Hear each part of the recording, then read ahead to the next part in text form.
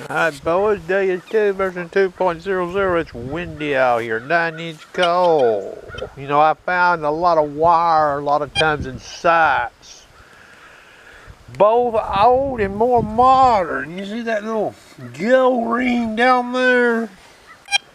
That could be an inch under the ground with a metal detector. You might go right by it. It could be 3 or 4 inches, and you might go right by it.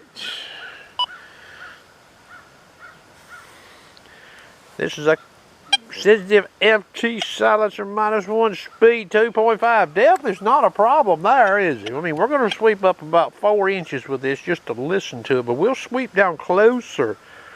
Speed 2.5, no, not 6.8, just 5 tones. What do we get? You hear that machine? That's 4 inches of call height. 1 inch of call height. Alright? What about over here? 1 inch of call height. 2 inches. Get a little bit of signal right there. Chop. 3 inches. Got a 7 in the meter. Sometimes. Alright. But this way right here is El Zippo. You hear that? Bird dog program. 0 disc, 5 tones, notch 2 through 13. Silencer 1, the same speed, same sensitivity. What do we hear? You hear that? Got a 1 locked up in the meter. Alright. What about over here? What do we get? I get a 1 and I flash to a 69. Alright. From this direction right here,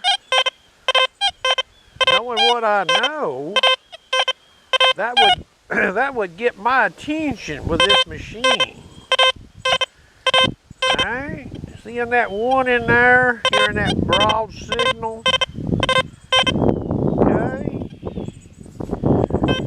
That's a 10-carat gold ring, and of course we'll remove the ring. Bird dog program. You hear anything?